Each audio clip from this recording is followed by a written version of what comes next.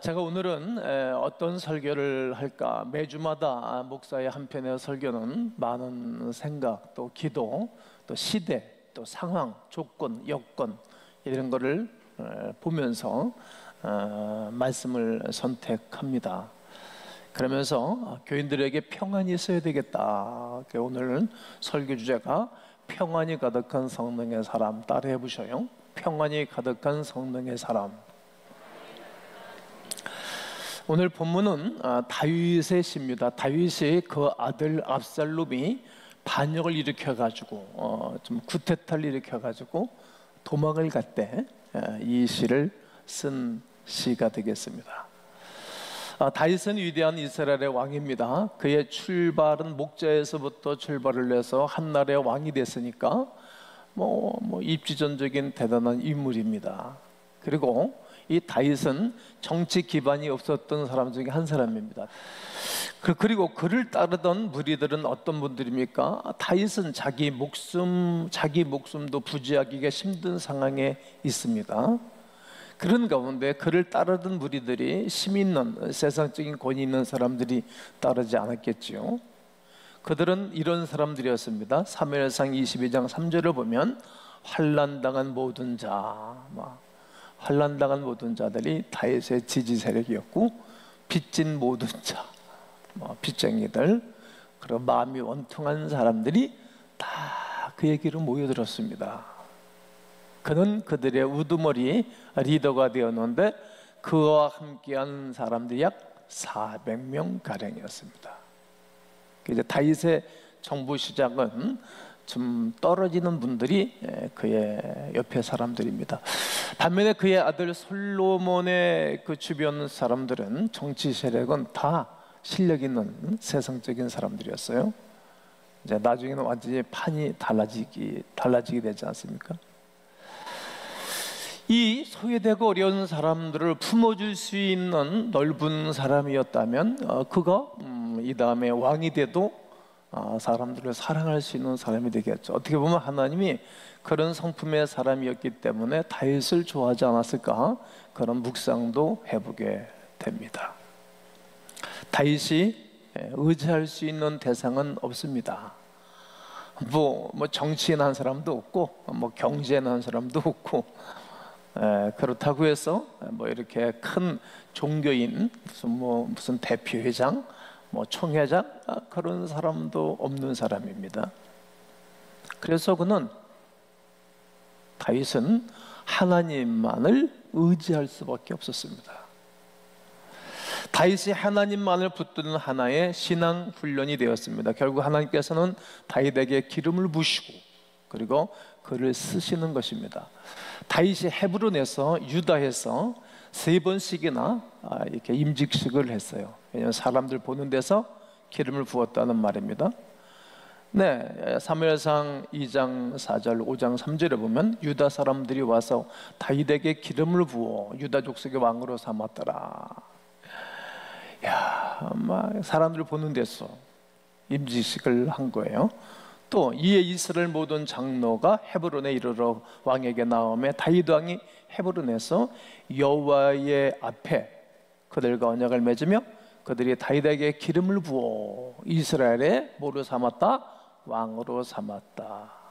그리고 그는 예루살렘으로 수도를 옮겨갑니다. 정말 잘했죠. 이제 다윗이 그 수도를 예루살렘으로 옮겨가고, 그리고 이제 법궤도 옮길 준비도 하고 나중에 옮겨가게 됩니다. 예루살렘은 다윗의 성이라 불릴 만큼 견고한 다윗의 세력으로 이제 상징하게 됩니다. 또 하나님의 궤를 예루살렘으로 옮겼고, 하나님으로부터 영원토록 누구에게? 다윗의 왕가가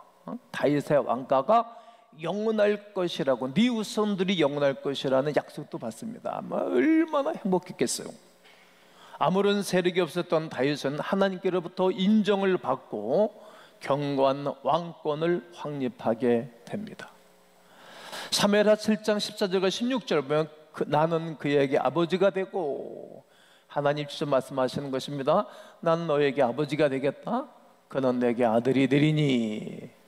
얼마나 감격했겠어요. 여러분, 할 수 있으면 여러분 하나님께로부터 응답을 받고 약속을 받으면 좋습니다. 저는 하나님이 나에게 하신 약속 꾹 붙잡고 자라나 오르나 치우치지 아니하고 몇십 년을 달려가는 것입니다. 나는 확신하는 것입니다. 이렇게 하나님 말씀하셨는데, 그러나 만일 네가 죄를 범하면, 뭘 범하면요?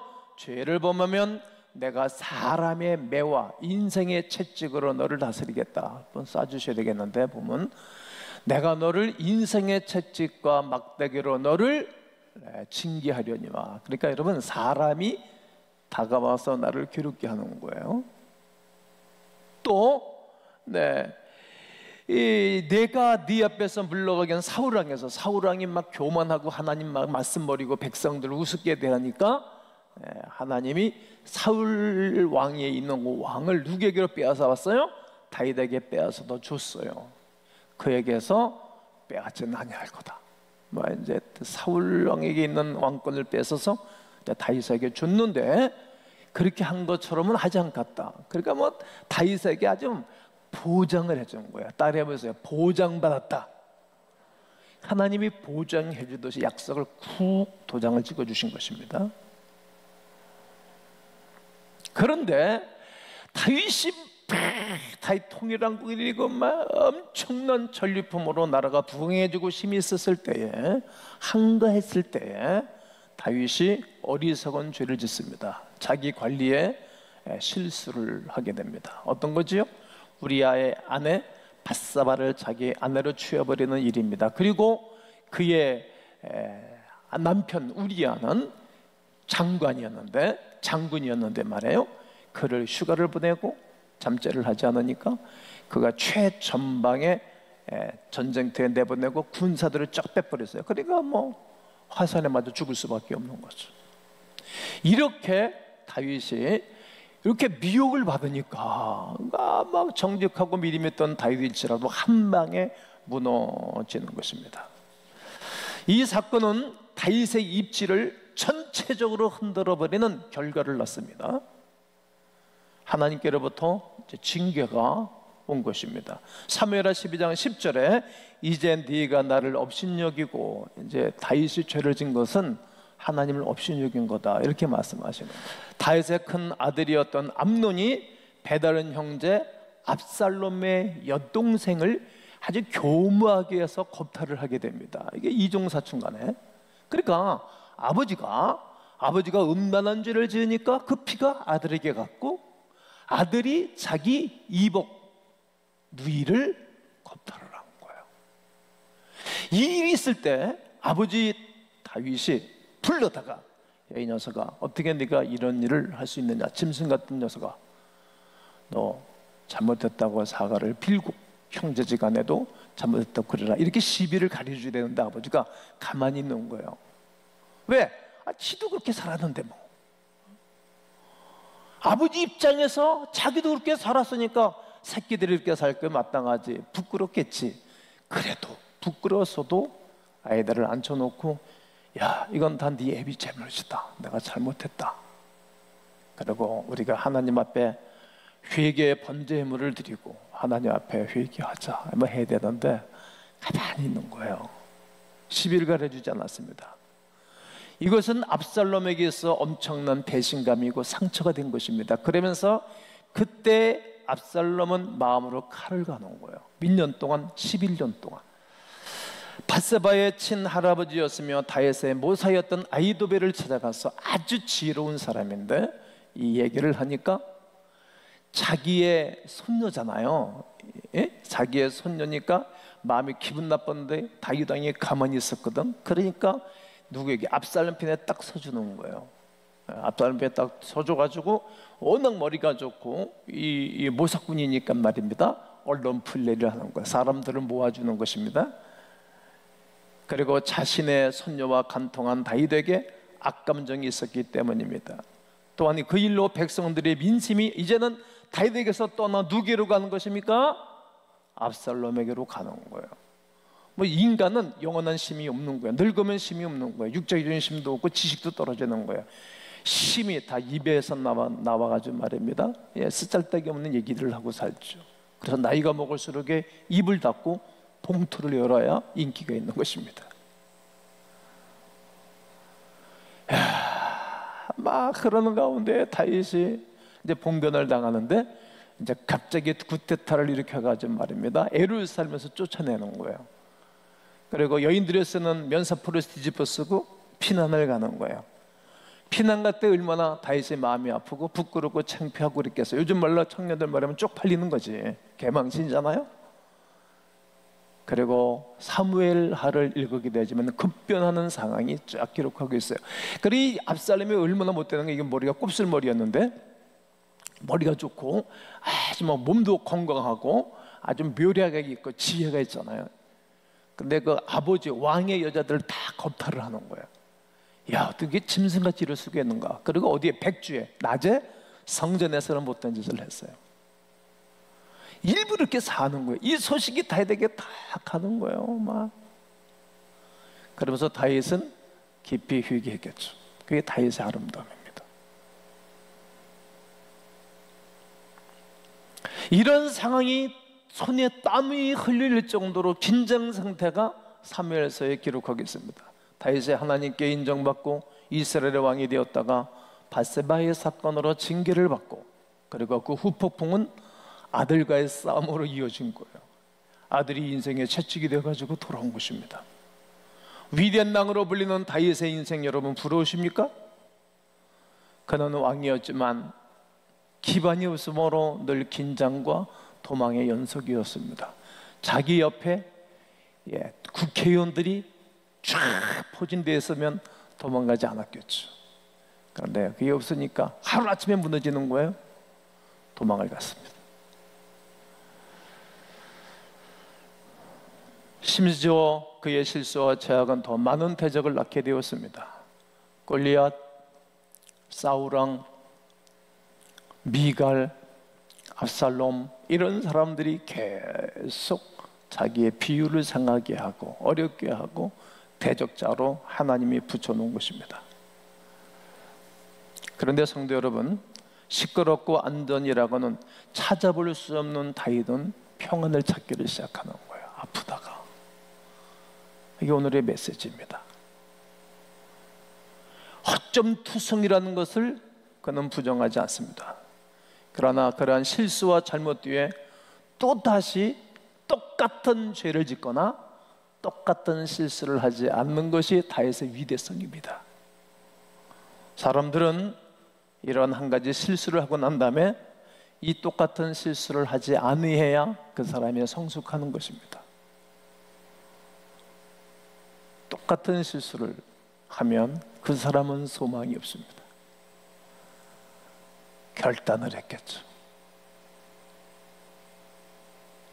시편 51편 50편에는 다윗의 회개를 해요. 내가 어머니 못해서부터 죄악을 품고 태어났기 때문에 나는 죄인입니다. 나를 정결하게 하소서. 나를 버리지 마소서. 주의 성령으로 나를 새롭게 하옵소서. 주의 보혈로 우슬처럼 나를 정결하게 해달라고 얼마나 회개하는지 몰라요.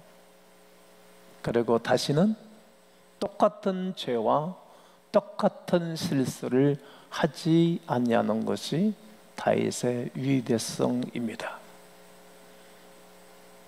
재범하지 않기 위하여 얼마나 많은 노력을 하고 기도하며 회개하는 인물인지 말씀을 통해서 우리에게 말씀하고 있습니다. 우리는 7월서부터 계속 성령의 사람이라고 주제를 잡고 설교를 하고 있습니다. 성령의 사람은 족보가 없을지라도 하나님이 세우시는 것, 성령의 사람은 마지막까지 하나님과 함께하며 선한 영향력을 끼치는 것입니다. 또 성령의 사람은 늘 기쁨이 충만한 사람이라고 지난주에 말씀을 드렸고, 성령의 사람은 항상 어떠한 조건 가운데 있을지라도 평안한 사람, 오늘 주제의 말씀이 되겠습니다. 성령에 충만한 하나님의 사람의 태도는 어떤 것입니까? 성령의 사람은 늘 마음속에 평안이 가득한 것입니다. 어려운 위기 연속일 때에도, 대적이 나를 쫓을 때에도, 나에게 힘들게 할 때에도 하나님의 은혜로 말미암아 평안한 길을 걸어가는 사람이 성령의 사람입니다. 나를 치고자 하는 대적이 많은 상황 속에서도 평안해하는 다윗이야말로 깊은 영성의 사람, 성령의 사람이었습니다. 그러면 성령의 사람은 어떤 사람입니까? 위기 가운데 평안이 있습니다. 한번 따라해 보실까요? 위기 가운데 평안이 있습니다. 도망다니면서 절망을 했지만 그 가운데 평안이 있는 것입니다. 모든 민심이 반역자인 압살롬에게 갔다 할지라도 평안이 있는 것입니다. 신하들도 자신을 배신했습니다. 어딜 가나 자신을 욕하고 저주한 말뿐입니다. 오늘 3장 2절을 보면 많은 사람이 나를 대적하여 말하기를, 수없는 많은 사람들이 다윗을 대적하는 것입니다. 좋다 그럴 때는 언제고, 그는 하나님께 구원을 받지 못한다, 이젠 저 사람 끝났다, 이런 얘기예요. 하나님이 이제 저를 돌아보지 아니할 거다, 이렇게 말을 하는 거예요. 아무리 그런다 할지라도 다윗은 하나님 안에서 평안을 얻습니다. 지금은 힘들고 어렵고 내가 예루살렘에서 도망가서 아들의 쿠데타로 조용히 산속에 들어가 있다 할지라도 하나님은 내 머리를 다시 들어 올려주실 것이다. 이게 다윗의 신앙입니다. 시편으로 다윗의 마음을 다 알 수 있다면 사무엘서는 당시의 상황을 낱낱하게 기록하고 있습니다. 다윗이 예루살렘에서 쫓겨난 뒤에 어떤 행동을 합니까? 다시 사무엘서를 한번 읽어보면 사무엘하 15장 25절을 여러분들이 다 함께 한번 읽습니다. 시작. 왕이 사독에게 이르되 보라, 하나님의 궤를 성읍으로 도로 메어 가라. 만일 내가 여호와 앞에서 은혜를 입으면 도로 나를 인도하사 내게 그 궤와 그 계신 데를 보이시리라. 제사장 사독과 아비아달이 다윗이 도망할 때 궤와 함께 가도록 권면을 하는 거예요. 그러니까 이제 좋은 제사장들이, 좋은 목사가 다윗에게 있었어요. 이 말은 무슨 말인가 하면 이스라엘 백성들을 예비하는 사람들이잖아요. 법궤가 옮겨가는 것에 영광이 있다고 생각하기 때문에 여론과 민심이 다윗에게 올 거예요. 네? 하나님이 함께하는 사람이니까. 그런데 다윗이 자기의 안일과 자기의 평안함을 위하여 하나님을 이용하지 않아요. 이 부분이 너무 내가 은혜가 되고 감동이 되는 부분입니다. 자기의 신변, 자기를 보호해달라고 하나님의 이름을 사용하지 않는다는 거야. 우리는 조금만 어려우면 막 하나님 이름을 사용해가지고 막 내가 혜택을 보고 조금 편해지면 하나님을 위반하고 무시해버리고 경시하는 경향이 있잖아요. 다윗은 그렇게 하지 않는 거예요. 만약 다윗이 하나님의 궤를 가지고 예루살렘에서 나왔다면 모든 민심과 여론과 모든 백성들이 다시 그래도 뭐 그놈이 그놈이지, 뭐 우리는 그런 죄이지 않나, 다시 민심이 돌아왔을 건데 다윗은 그쪽을 선택하지 않아요. 그러면서 하나님에게 무슨 말입니까? 하나님이 나에게 은혜를 베풀어 주시면, 따라해 보십니다. 하나님이 나에게 은혜를 베풀어 주시면, 이게 그의 믿음이었어요. 다시 예루살렘으로, 지금 내가 도망자의 신세에 지긴 하지만 비참하지만 다시 돌아오게 될 거다. 하나님이 하시면 된다라고 고백하는 것입니다. 놀라운 믿음으로 무장했습니다. 성령이 충만한 평안이 가득한 사람은 이런 고백을 하는 것입니다. 여러분, 하나님이 은혜를 베풀어 주시면 해결됩니다. 하나님이 해결해 줘야 되는 겁니다. 하나님이. 우리가 문제가 발생되면 하나님이 해결해 달라고 때를 쓰다가 또 문제가 해결되면 뭐 기도도 하지 아니하고 내 마음대로 살아가죠. 그러나 다윗은 하나님의 은혜를 베풀어 주시면 이 모든 문제들이 해결될 것이라고 고백하는 것입니다. 여러분, 이렇게 한번 기도하고 외쳤으면 좋겠습니다. 주여, 은혜를 베풀어 주시옵소서. 주여 평안케 하옵소서. 그는 또한 기도 가운데 평안이 있습니다. 3장 4절에 보면 내가 나의 목소리로 여호와께 부르짖으니 그의 성전에서 응답하신도다. 여러분, 사람의 음성이 다 다릅니다. 어쩌면 그렇게 생긴 것도 다르지만 음색이 다 다른 거예요. 내가 오늘 찬양을 하려고 준비를 했는데 지금 내가 찬양을 할 만한 성대가 뒷받침을 못 해주고 있어요. 그냥 못 하겠어요. 사랑해요 목소리 높여 경배해요 내 영혼 기뻐 오 나의 왕 나의 목소리 주님 귀에 곱게 울리길 나의 목소리가 있는 거예요. 하나님은 나의 목소리로 당신에게 기도하기를 원하시는 것입니다. 온전히 기도와 하나님을 믿는 믿음으로 나아갔습니다. 그는 하나님 앞에 어려울 때 무릎을 꿇을 줄 아는 사람이었습니다. 그리고 하나님께 부르짖어 기도하는 것입니다. 아무리 불안하고 염려가 되어도 우리 하나님의 이름을 불러가며 기도하면 평안을 주십니다. 평안을 얻습니다. 거기에 응답이 있기 때문입니다. 기도할 때 성령이 역사하신다라고 로마서 8장 26절에 말할 수 없는 탄식으로 기도한다라고 말씀하고 있기 때문입니다. 그 성령 하나님이 성령과 더불어 여러분 영혼과 더불어 하나님 앞에 기도하시기 때문입니다. 성령이 도와주시면 되는 것입니다. 하나님 앞에 기도하는 자에게는 반드시 하나님의 인도하심이 있습니다. 그리고 구원의 하나님 안에 평안이 있습니다. 하나님 우리를 구원해 주시기를 원하는 것입니다. 다윗은 목숨이 왔다 갔다 하는 위기 상황 가운데서도 평안했습니다. 내가 누워 자고 깨었으니, 여러분 요즘 현대인들이 잠 잘 못 자는 사람들이 많잖아요. 정신과 약이 우리 한국에서 제일 많이 나간다 그러잖아요. 왜? 불안하니까 잠 못 자는 거예요.